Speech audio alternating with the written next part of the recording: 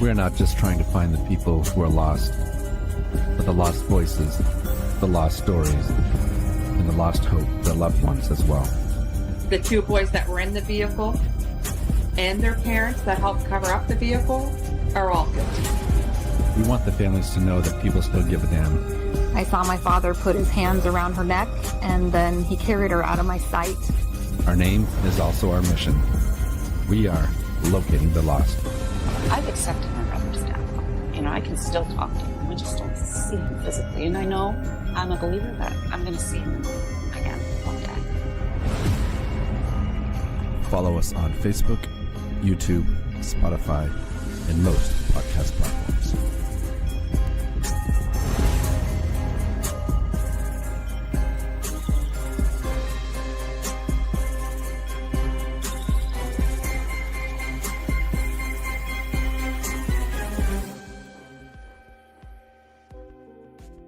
You can take notes.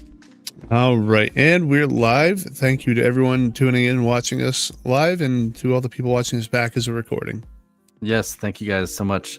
And tonight we're joined by Paul and Tanya. They're the family members of Jillian, who passed away from, well, actually, I should say Jillian French, I apologize, who passed away due to complications of child abuse she suffered as a child. Welcome, Paul. Welcome, Tanya. Thank you for joining us. Thank you, guys. Hi. So I don't know. Who wants to talk? Who wants to talk about Jillian first? Tell us a little bit about her and her childhood.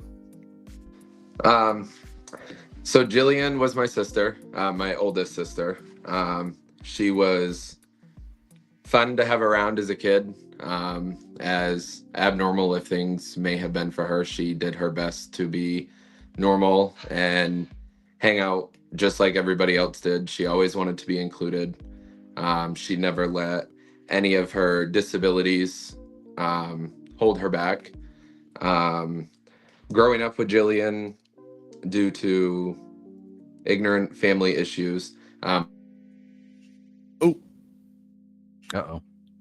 no. This lost video. Sorry, everybody. We will we'll give him a little bit to try and get back in. I'm not sure what happened there. Yeah, I don't want to say too much about the story. I'd like to have them tell the story, so if we can. Yeah, absolutely. Well, thank you to everyone who's tuning in. Oh, there we're back. Yeah, yes, we can.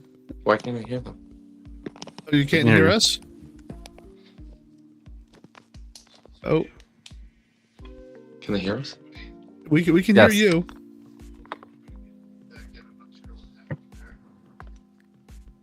That's strange. Yeah, I'm not sure what happened there. Can you guys hear us? I can't hear them on this one. Oh no. Oh, you can hear us? Yeah. Yes. Yes. Okay. Perfect. I don't know what happened. Where was we? Yeah, so Oh, you're just telling them that you're her brother, and just start talking about your relationship with her.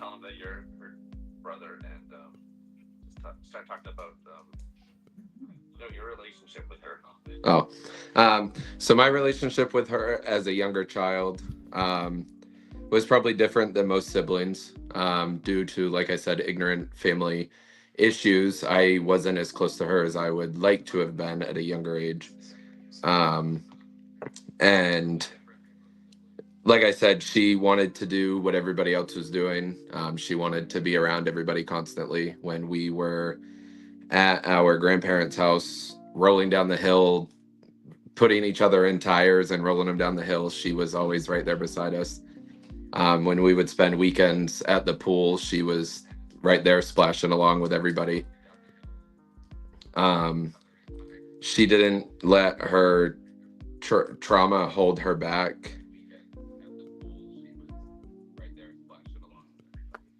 This is hard, huh? Maybe you guys should try to leave and come back, and maybe that would fix your microphone settings. You want to try to come back in? Yeah. Maybe you guys should try to leave and come back, and maybe that would fix your All right, sorry about that, guys. They'll be right back. Just having some audio issues is all. That's what we were just talking for about 20 minutes prior, and it worked. Yeah, fine. everything was fine, and, and it just kind of went sideways a little bit. They'll be right back, though. And I told them this earlier too, but that picture of her on the left, what a little cutie. She looks like she's up to something, doesn't she? Yeah. She's got a mischievous plan. So thank you guys for your patience with us as they figure out their technical difficulties here. Yeah. So one of the problems sometimes with doing stuff live is, every now and then you'll run into a hiccup, and all right, we'll get through it together. Oh, you get him. You guys hear us we now? can hear you guys. Now we Oh, can- fantastic. All right. fantastic. All right. Here we go. Take Jill, 4. I'm Tanya. I'm Jillian's aunt. And Jillian was probably the most brutally honest person that you would have ever met in your entire life. She told it how it was and never had a filter at all. She was fantastic. I loved her so much, and she brought so much joy to our family. She was a great role model for my 4 granddaughters, who all miss her a lot, talk about her all the time. She was wonderful, and we miss her. And Ginger Raymond there said Jillian was the sweetest. She was, yes. Yeah. So Thank you're you, talking Ginger. about her cats earlier. Yes. So what are the cats' names? The black and white one is Leo, and the orange and white one is Donnie, and she named them after the Teenage Mutant Ninja Turtles. And Until Leonardo. Awesome. the cats now, so once Jillian got older, she was a member of the High Hopes Clubhouse in Waterville. They're definitely an amazing community for anybody who joins and spends time there. There was, I believe she was a director there that actually took in Jillian's cats. Yes. Jillian never let the boys outside other than unless they were in their carriage, because they weren't outside cats. Yeah. And now their new owner, they have been allowed outside for the past couple years, and they've flourished and they love it. And they're both super old and fat, and they're just loving life. I did just want to go back to that picture. That cat, the black and white cat, his eyes are adorable. They're just massive. And she cared about her cats like people with children care about their children. Right. You said that she called them her boys, right? She did. Yeah. Yeah. That's adorable. Yeah. She also had a corn snake named Casey. Yeah. Oh, okay. Yeah. Yeah. Yeah. Yeah. All right. So if you don't mind going into, I guess it makes sense just to start with her past and then talk about what happened and when she passed. So if you guys don't mind doing that. So I have a list that I am assuming my grandmother wrote in April of 1994 of Jillian's abuse and trauma as an 8-month-old infant. I guess I'll just go down the list. Is that atrophy? Yeah. Is that what that is? She just has severe injuries to her joints. So she had severe injuries to her joints. She had a subdural hematoma, multiple bruises, including injuries to her jaw. She had many malaligned bones, many fractures, including a right distal radius and ulna fracture, left tibia fibula fracture, front proximal humerus fracture, right shoulder dislocation, right 5th and 6th rib fracture, left femur fracture, right tibia fracture, left radius and ulna fracture. She had left subdural hematoma. Gosh. And Fluffy retinal hemorrhage, she had fluffy retinal hemorrhaging, which caused her to go blind in one of her eyes. which was caused from shaken baby syndrome. Oh my word. She also developed a seizure disorder due to the trauma and the brain injuries.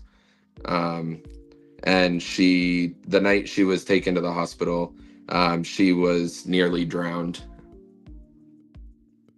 Like in a And this bathtub or is- something. Yeah, in the bathtub at the apartment they were staying at. So this was when she was 8 months old. Correct. Yes. That's, oh my word, And- that's so gross. That's like and many- like a car accident, like flipping over Right. many times level of. Right. And many of the injuries listed were they have medical professionals that went on record stating that a lot of these were older than the initial abuse, and that a lot of these had happened over time, and she had broken bones that healed wrong. She had an issue with, I believe it was her left hip that was just, I'm assuming, dislocated and never healed correctly. And that was, with everything, something she carried with her for the rest of her life. Yeah, she was in pain daily. She was in physical Gosh. pain daily. Oh, that's awful. And being such a like a spiritful person too, right? Like, oh, That's a lot to take in. It is And a you're- lot to take in. And you're talking about she was 8 months old at the time, right? Correct. Right. And so this was done by someone the family knew, right? Correct. Yeah. A close family member and that family member's friend. And I guess some people who don't have children, some of them probably feel the same. But I mean, there's also people in this world that just don't understand what's right in front of them. And as somebody with children, holding either of my 8-month-old children or my nieces and nephews, I couldn't imagine being the one or letting somebody hurt them to the point of this abuse, because it's not right. You have children to protect them and nourish them and give them a better life than you had, no matter what type of life Yeah. you lived. exactly. Yeah. And Absolutely. like it's one of those things as a parent, you like sometimes like something like, for me at least, sometimes my kids will go out and they'll go do something and I can think like, oh my God, like what could happen? And you get that the worst possible scenario Right. thought runs across your mind, and you immediately get that sinking feeling of, oh my God, that would be terrible. Like you almost, for me at least, sometimes like I almost want to cry thinking about it. Like, oh my God, Right. like I gotta stop thinking about all these terrible things that could happen.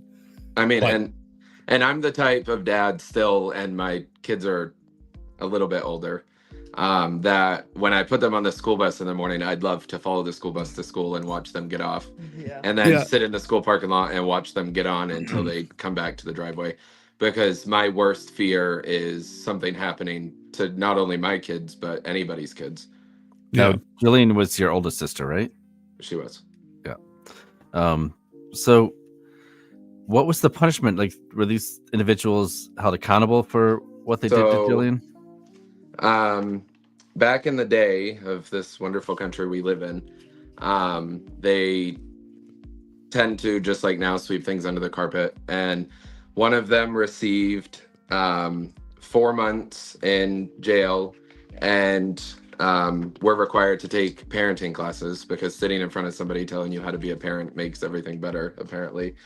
And the other person served 10 months and had to take the same parenting class, and then it was over for them. With But 4 years of and the family friend served four years probation after his initial jail stay. Yeah, let's talk about him real quick. And I know we're not going to mention any names, but what does his criminal record look like? So I want to read a little bit of a newspaper article after he was convicted to death row. And he is on death row now because he killed a 5-month-old baby after he abused Jillian. And so Wait, so you're saying that 10 months of probation and the classes they took didn't help at all? no. who would have known? Yeah, Yeah. imagine that. Yeah. Yeah.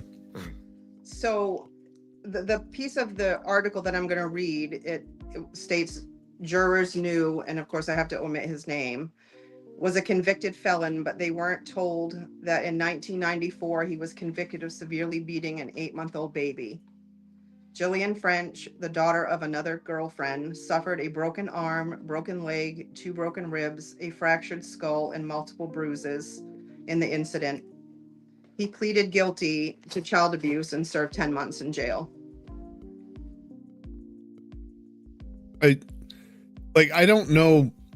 There's no class that a person can take that will tell them to not be a piece of shit. Like if you're that evil, Yeah. like a class is not going to make you a better parent.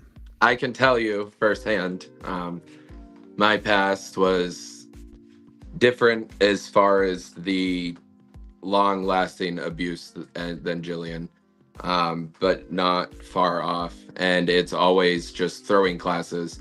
Take a class, you get into domestic violence and they want you to take a class. Like, when does it become classes aren't working? Nothing. Like, these people need therapy. They need more help than a class is going to give them. Yeah. Well, Exactly. it's like the bureaucratic answer to anything, right? It's like, oh, sit around and like, it's get bored in a classroom sort of mentality. I mean, I don't know necessarily how to word It's it. aggravating. Yeah, it's absurd. So with the second child that, the one that he murdered, what was the background of that? Do you have much information on that? Reading a little bit of the court documents from that case, he was dating the mother of that child, and he was left home alone with that child. And from what I gathered, the mother knew he was a convicted child abuser. And the baby was crying and she wouldn't stop. So from what I understand from the court documents, there was blunt force trauma. And he threw her out of a moving car and then insisted that he had nothing to do with it, and then took the detectives later on to find her body. Oh my word. So I'm It's hard guessing for anyone listening that we probably should preface that this may sound a bit graphic to some people. especially the whole thought of like someone abusing a child is sickening. But unfortunately, this is our reality. This This and is Right. the reality that And we've had to live with Jillian's entire life. I think as an advocate, I've always been growing up for child abuse. I think that more people need to speak up and protect children.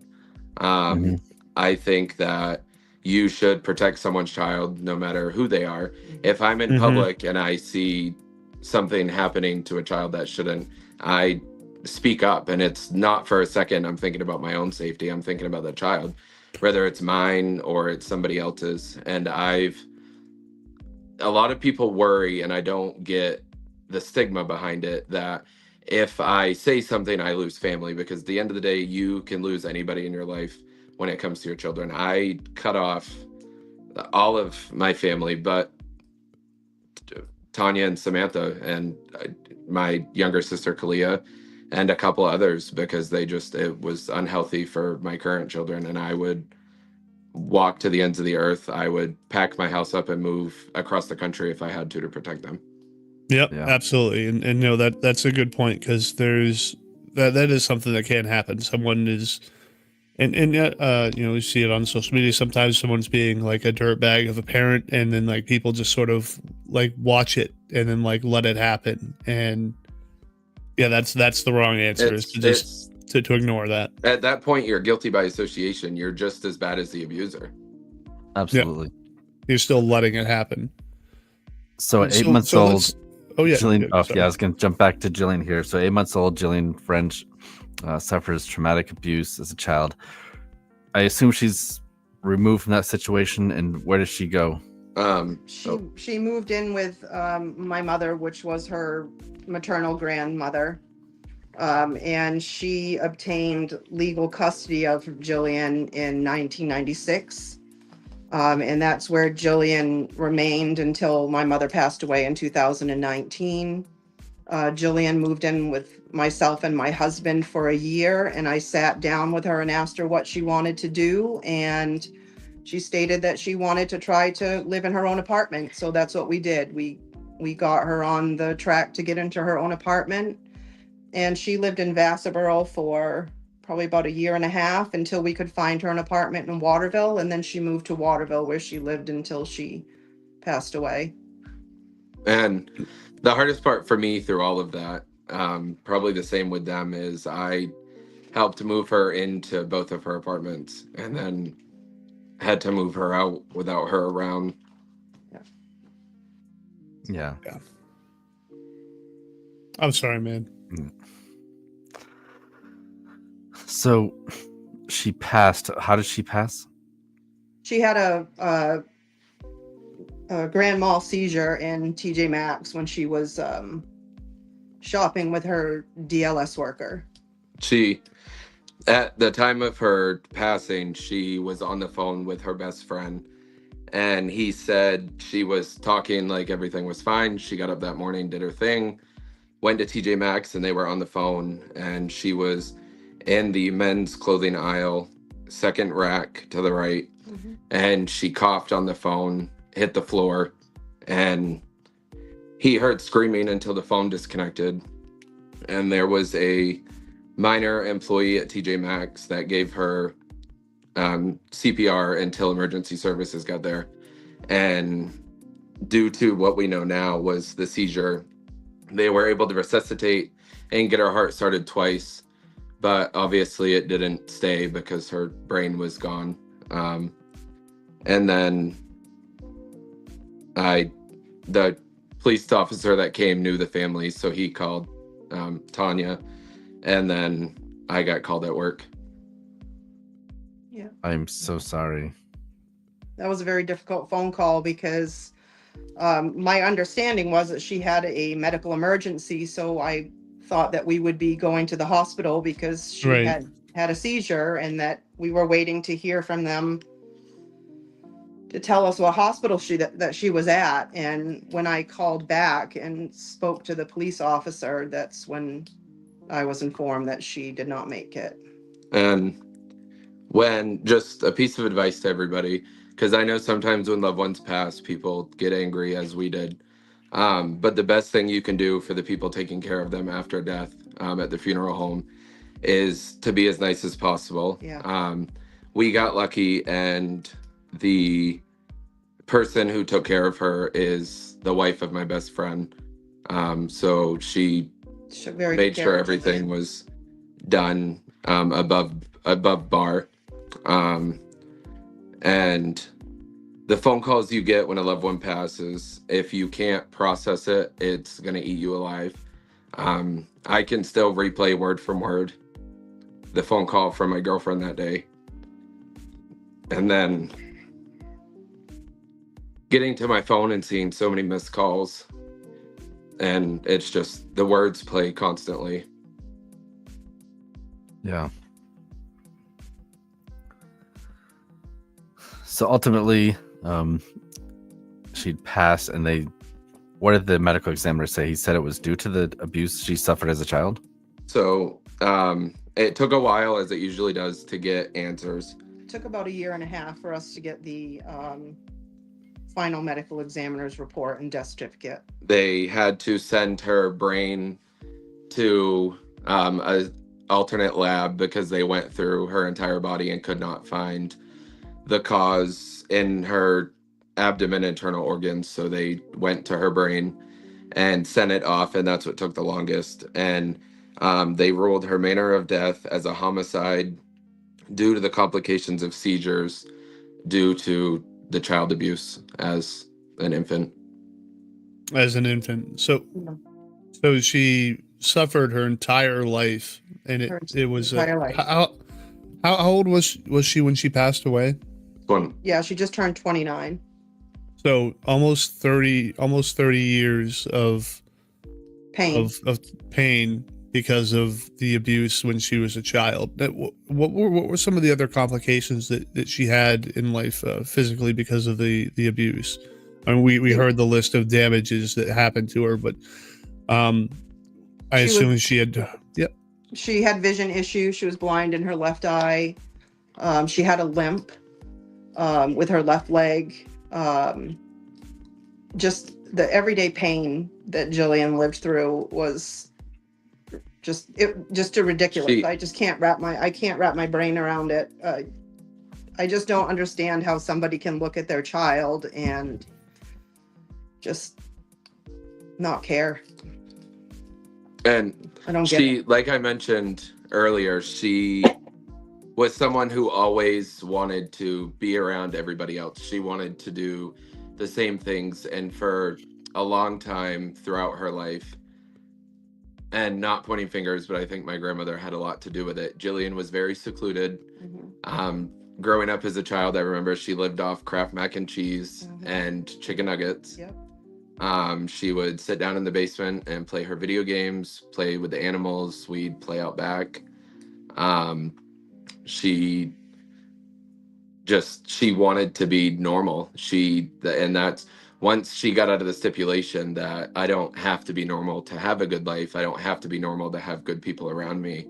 She started to flourish. And the last couple years she was alive, she picked up magnet fishing. She went on long walks. Oh, with that friends. sounds awesome.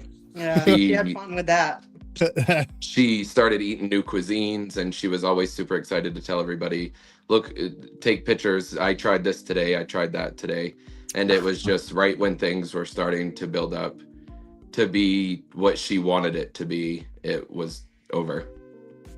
Yeah. Yeah, so her everything in her life was taken away more than once. Like the initial injuries and then being secluded, and now that she was finally like getting out there and starting to experience life the way she wanted to, it was taken away again. Yeah. Yeah, so we And, do have yeah. a question here. It says, can the people who abused her as a child now be charged with her death?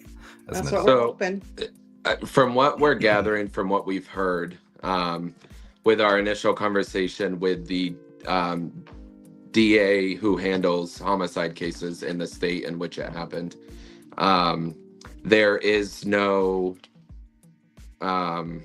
statute of limitation on homicide. Right. And if they can take records from back then and records from now and piece things together, they can make charges and go through with court proceedings and everything that follows. Yeah. And our biggest goal is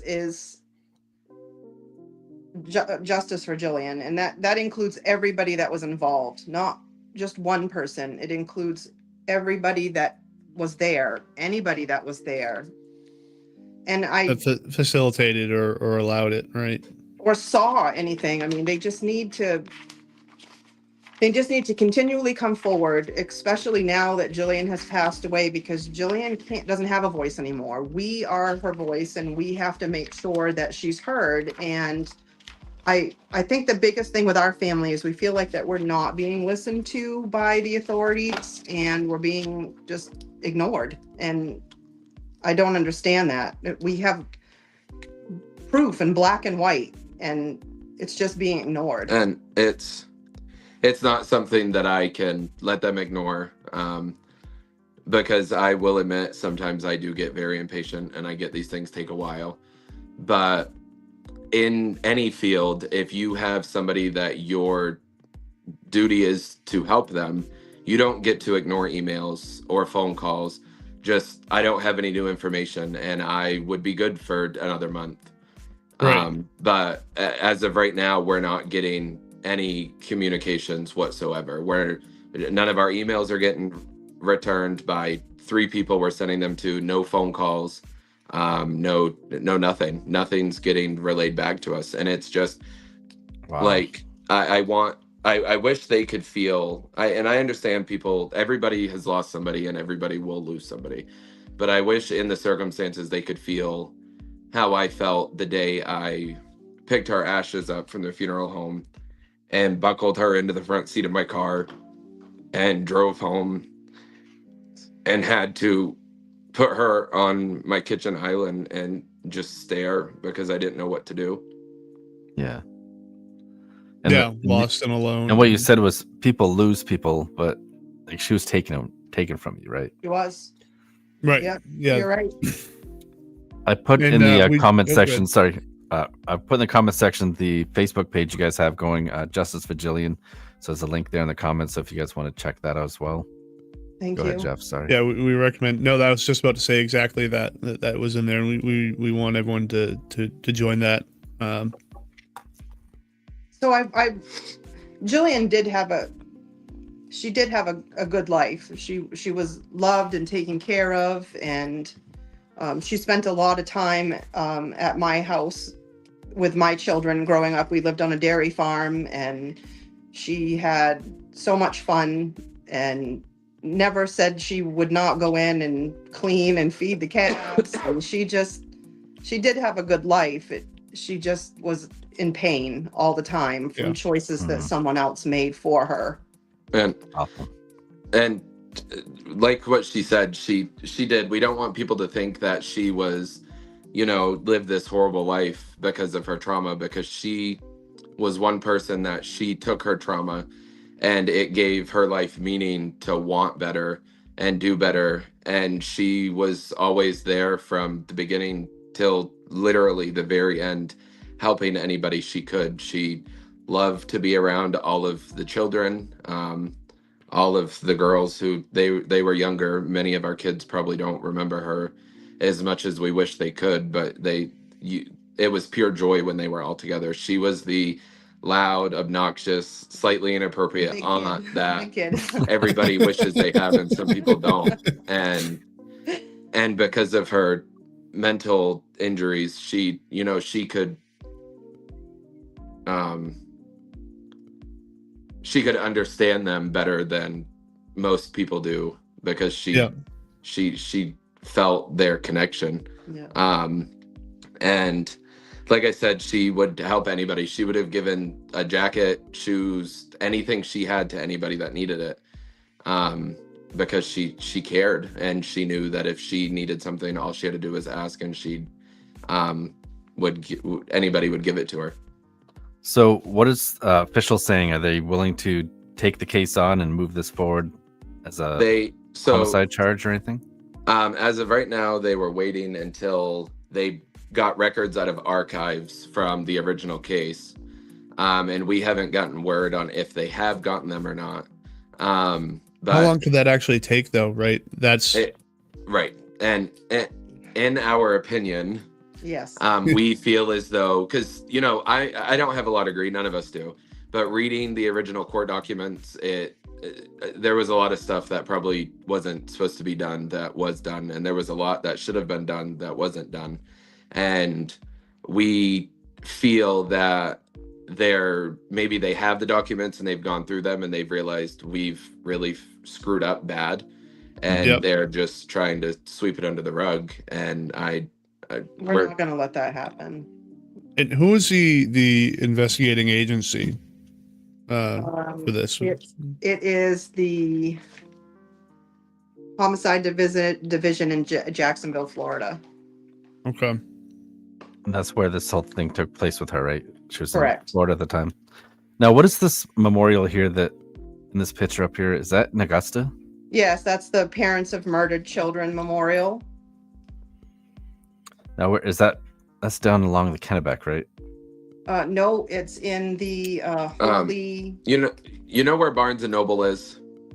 Yes. Directly across the street. So if you go up the hill, instead of turning left into Barnes and Nobles, you turn right. Oh, into that okay. It's in that cemetery. cemetery. So I believe it's called the Holy Family Cemetery. It's out in the back. And, And I'll let you know that the people that are in that organization are wonderful people. They have helped us tremendously. And I know that I am not Jillian's mother, but I loved her like she was my daughter. And she definitely knew that I loved her like she was my daughter. And being in the group, it's a group that none of us want to be in, but it's a group that once you're in it, you're a family, and they have been quite possibly our biggest support system. What's the name of that group again? Parents of Murdered Children. And to speak briefly about the monument you guys see, So both of the plaques on the left and the right are full of names of children, or everybody's a child, that have been murdered and killed in one way or another. Front and back. Front and back. And Wow. the one on the left, we filled up this past July when they did the inscriptions.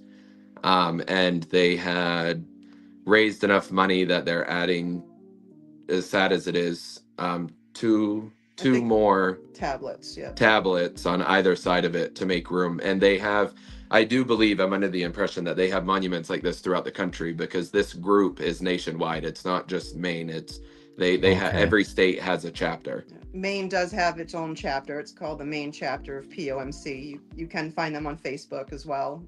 They're a wonderful organization to support, and if anybody can do that, that is very helpful. Are you able to find that link, Jeff? Yeah. If you want to read that real quick. So Sue Baxter says, I know Debbie and her other, or the run it. I assume she means I know Debbie and her and the others that run it. I met her in art several years ago when I was in college and helped with fundraising. Yes. Yes. They are they're people. great people. And that was called Parents of Murdered Children, correct? Correct. Danielle says, beautiful movement of support, but so sad. Yes. It is very sad. Yes. Yeah, it's one of those things, like, and we talk about this quite a bit, is like, that's an organization that shouldn't exist. Like us, Right. like we're a podcast that shouldn't exist. But somebody has to, because so many people are not heard and they're just forgotten, and we're not going to allow that to happen with Jillian. So where do we go from here? So We wait. You said you had reached out to the district attorney's office and let them know that you're coming on this podcast. Yes. What was their reaction to that? Nothing. nothing. No reaction. No We response. There was slight correspondence that there was a roadblock with the medical examiner's office, and I was like, cool, I'll reach out and see what the roadblock is, because I feel like they sigh when my name comes across the phone, because when I call, I'm not calling to be a jerk, and I'm very polite, but I'm calling because I need answers. When you call me at my workplace, I tell you what you want to know, and I get things take time, but hey, I need a little bit longer, just not communicating. And the Emmy's office in Maine, she said that she has Jillian's file ready to go. It's been ready to go for over 2 years now, and nobody has reached out for it. So I responded, per our last conversation, we as the family felt uneasy about the comment that was made. So I reached out to the Emmy's office, and she has had no correspondence with you. She would be happy to release everything she has upon your reach out, and I have never gotten a response. And here's the thing, they've already been charged with the abuse to begin with. So they've already said that they did these acts. So Correct. it seems to me a simple process to now hold them accountable for her death. So basically Right. what their problem is with all of this is if they can prove that somebody else was involved, because they pled guilty as well, that it could change the mitigating factors in the other person's death row. And if they change the mitigation, he comes off a death row, which, as selfish as it sounds, he murdered an infant in Florida. That's a felony. That is life in prison That's without parole. already right. He's been on death row for 30 years now. Correct. He's not going anywhere. He's going to die in there one way or another. So if they have to undo the mitigation and let him sit in the same cell for the rest of his life, that's fine with us, because either Who the way, hell he's not getting cares? out. Right. There's still someone that needs to be held accountable in the end of this. Like, it's all nonsense. Patricia Bond says you have all the evidence and still no help. That's right. Correct. Yeah. That is the world Correct. we live in. And That is we the do world have we live in. the website for the parents of murdered children. It's really simple. It's pomc.org, and so you guys can go on there and donate if you guys want to see what the different chapters they have. You can We'll find put the that in main chat. chapter, POMC, on Facebook as well. This month they're doing their calendar raffle where they families donate gift cards, and they will read each night a story of someone who has been murdered. Hmm. Yeah.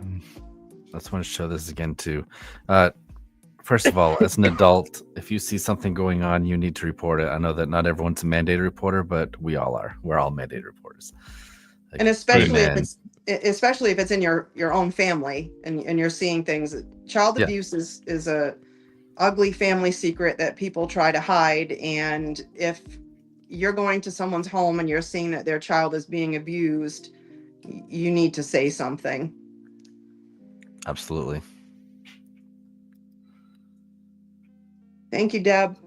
And like I stated earlier, just to touch briefly, my comment of Jillian helping people from the beginning to the end. What I meant by the end was we had got a reach out from the donor, New England donor something. We donated, they were able to salvage tissues. Even though she was blind, they were able to take her right. No, they took both. Oh, they did. Was it the corneas? Corneas. They took both corneas. And that was something we spoke about. And in the end, Jillian would have wanted it. And they are another great organization because they send cards every year on the anniversary. And they have a hotline that, regardless of how much time goes by, you can reach out to them. And throughout the process of donations, if they donate, if the receiver wants, they will reach out and say something was donated. And if the person wants to be anonymous, they say anonymous. If they want you to know who they are, then they will release their information. But they keep in close contact. I'm hoping that one day we will be able to hear from somebody. They were able to donate Jillian's heart valves and also some bone fragments. So I'm hoping one day that the people will feel comfortable enough to reach out to us, because that would mean a lot. And it would have meant a lot to Jillian to know that she was able to help someone else out after she passed away. Yeah. See, she's a hero. She was fantastic. She was such a wonderful person. She was so full of life. I have a photo of her urn in the ground at the burial site, and it was overcast that day, if I'm not mistaken. And in the picture, it looks like her urn is glowing. Oh, wow. It's Sherry Anhill says, beautiful sacrifice. Yeah. It's upsetting that, you see this quite a bit with people who have different sort of conditions that are so full of life and joy. And it's always people in those situations, but there's so many people walking around that are like angry and ugly all the time about little stuff, like, not that you necessarily wish that they would experience something like that, but it's so easy to take for granted what people have, and not see like the good things in life. And I think a lot of times, like after this happens, it's definitely eye-opening when you lose somebody so close, because you go through the same, I'm sorry, if there's anything I can do, let me know, and you give all the sympathy, which is great. But I had a friend that through all of this kept asking, what do you need? And Mimsy did too, and Samantha and I would just say nothing, we're good, while we're all three falling apart inside.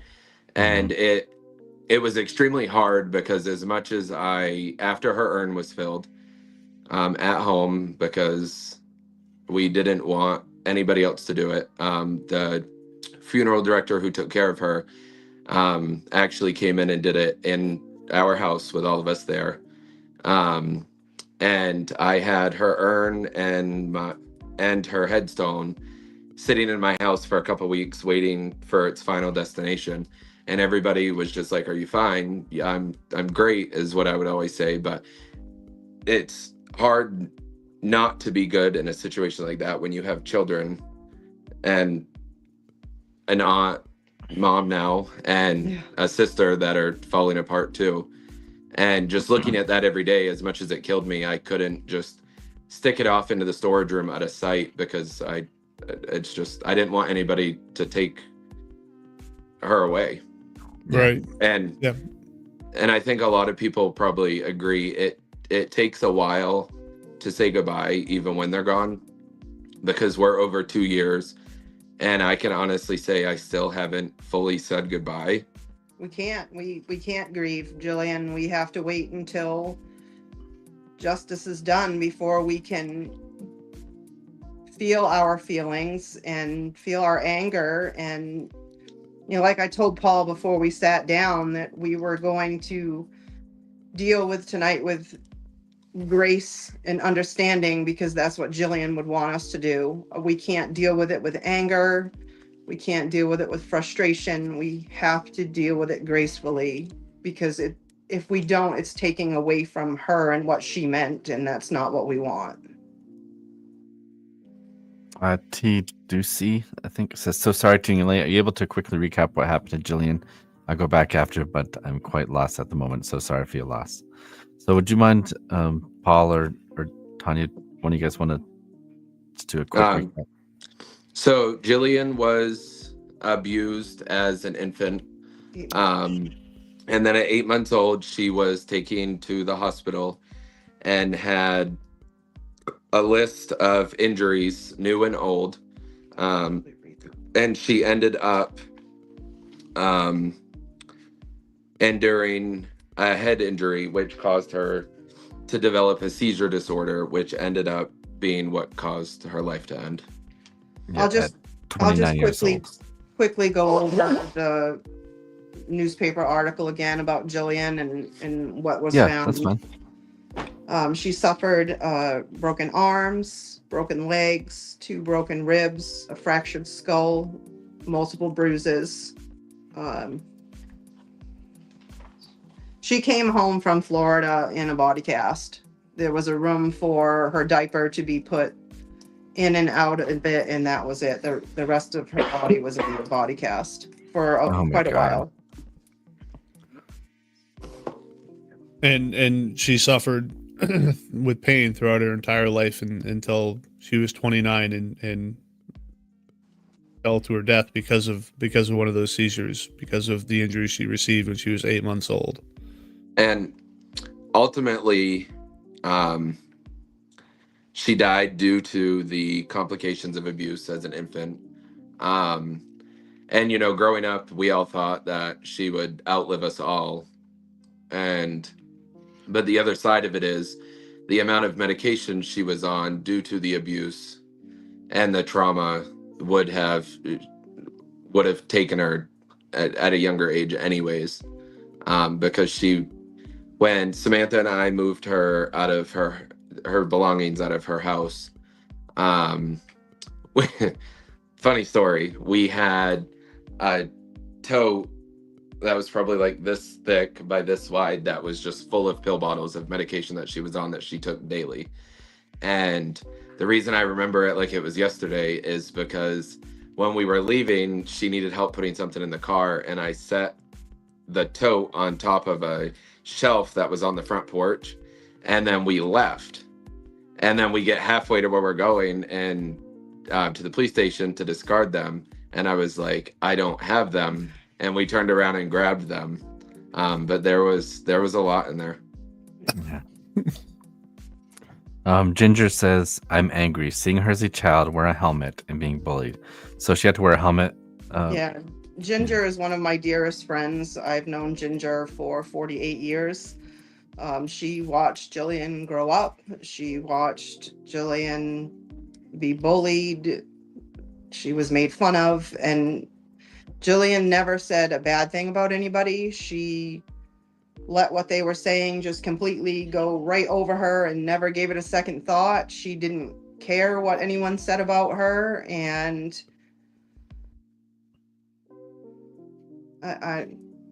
it was just rough. It was just rough. Such a sweet kid. She was. And she She, like we said earlier, we didn't want people to think she didn't live a good life because of the abuse.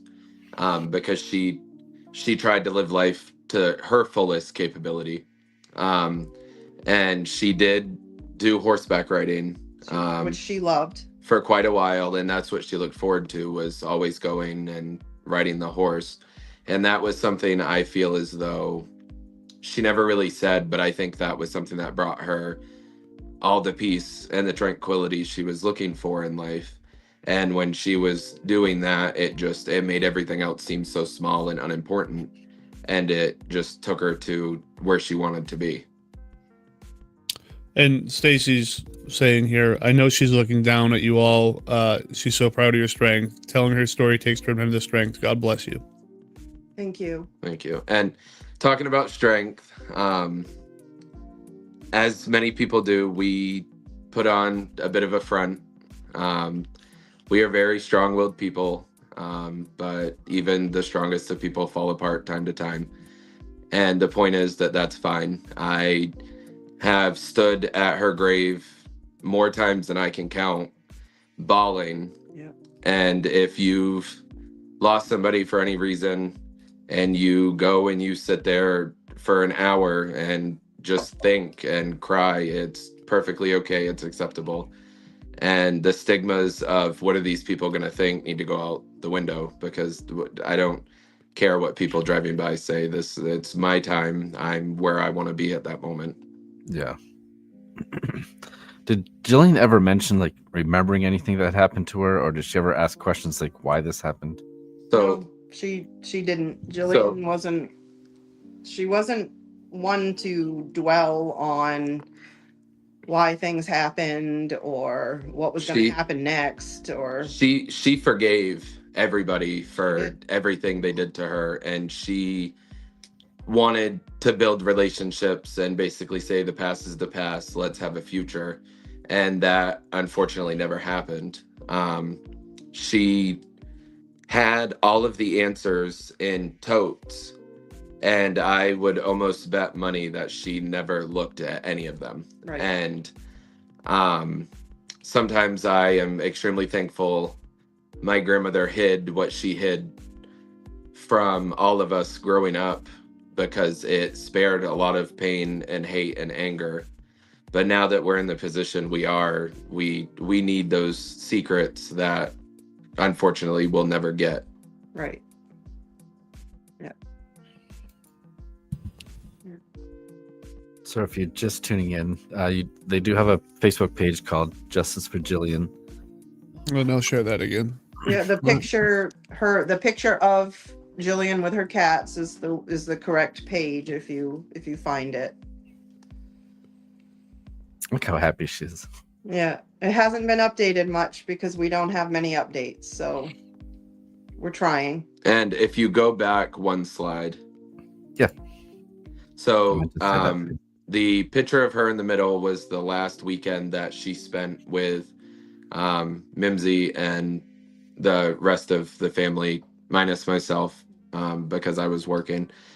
They went out for family photos. And I remember that weekend being told to me, because she had a bruise on her side. Isn't that what she said? No, she had a bruise. Or a bruise right here, that she was complaining about it hurt, but she kept telling Mimsy that she was fine and it was fine. And then that was the last weekend that they were all together. We actually went to the North New Portland Fair after we had our family pictures done, and then we went to the Wire Bridge in North New Portland after, because that's a family tradition in our family, that's our spot. We have to I've go been there there. once. It's beautiful. That's beautiful it's really there. close to me, actually. I live just a couple towns over from that. Yeah, we've gone there since the kids were little. That's our spot. Oh man. All right. So I don't know if anyone has any more questions, or if there anything else you guys want to say before we end this. Yeah, if people did, if people wanted to reach out, what was the department again that was handling this case? It is the homicide division in Jacksonville, Florida. At the DA's office. At the DA's office. And all right, like we mentioned earlier, if you know something or see something about a child, an adult, elderly being abused, try your best to get it taken care of. Yes. Because it's not okay. Where a child's being abused, there could be domestic violence. It's an unsafe situation all around. And at the end of the day, a child should not have to be brought into a world where they're treated less than what they are, beat on and abused mentally, physically, emotionally, because their parents don't want them for some reason. And even if you're not someone who's comfortable or feel safe enough, like addressing something immediately, you can call 911 and have it addressed immediately that way. You can have someone show up to take care of that. And I think that's something that I really want everybody to take away from this is we're a family that I love you is said and meant, and we say it often. And I take great comfort in knowing that I was able to hug Jillian and tell her that I loved her the Sunday that we dropped her off. It was something that I will forever hold in my heart, that I was able to hold her and tell her that I love her. Yeah, that's really important. My family is the same way. We have a massive family. So at the, gatherings, we leave and there's 20 minutes worth of hugging and I love yous to say goodbye sort of thing. And it means a lot.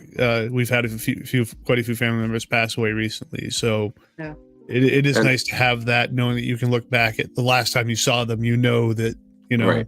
And it's not just said, we mean it, we feel it. Similar, we're the type of family that, well, it'll be 4:00. Well, we got to get home. Love you, bye. And then 11 o'clock rolls around and we're still sitting there talking. Yeah.